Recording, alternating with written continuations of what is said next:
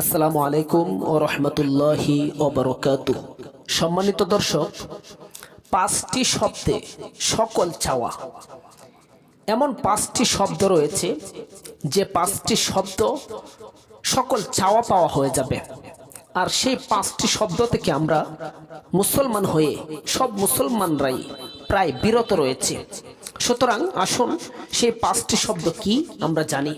দেখুন, নামাজের সকল নিয়ম কানুন আমরা জানি, বুঝি, কিন্তু কখনো জানতে চেষ্টাও করি না যে প্রত্যেক নামাজে দুই সেজদার মাঝখানে কোন দোয়া পড়তে হয়।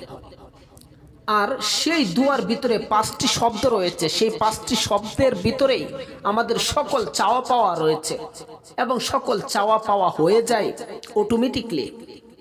আসুন দর্শক, সেই পাঁচটি শব্দ কি, এবং এটাও আমরা জেনে রাখা উচিত যে সেই পাঁচটি শব্দই হলো প্রত্যেক নামাজের দুই সেজদার মাঝখানের দোয়া।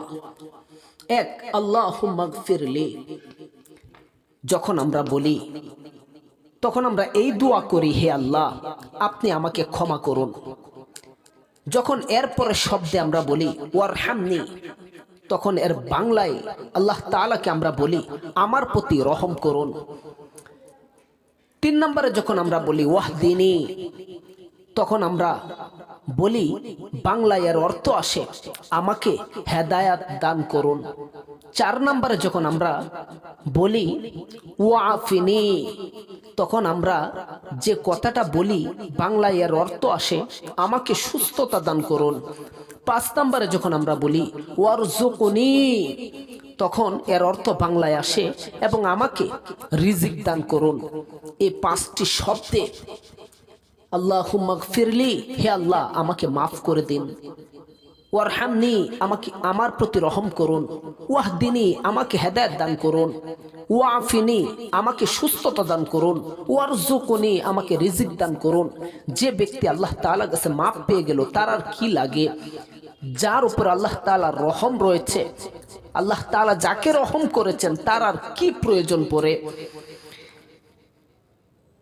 ওয়াহদিনী, আল্লাহ তাআলা যাকে হেদায়েত দান করেছেন পৃথিবীতে তার আর কি প্রয়োজন থাকতে পারে? ওয়াফিনি, আল্লাহ তাআলা যাকে সুস্থতার মতো নিয়ামত দান করেছেন তার চেয়ে ভাগ্যবান ব্যক্তি আর কে হতে পারে? ওয়ারজুকুনি, আল্লাহ তাআলা যাকে রিজিক দান করেছেন তার চেয়ে সৌভাগ্যবান ব্যক্তি পৃথিবীর জমিন আর কে হতে পারে? আল্লাহ পাক রব্বুল আলামিন আমাদের সবাইকে প্রত্যেক নামাজের দুই সেজদার মাঝখানে এই দোয়াটি বেশি বেশি পাঠ করার তৌফিক দান করুক।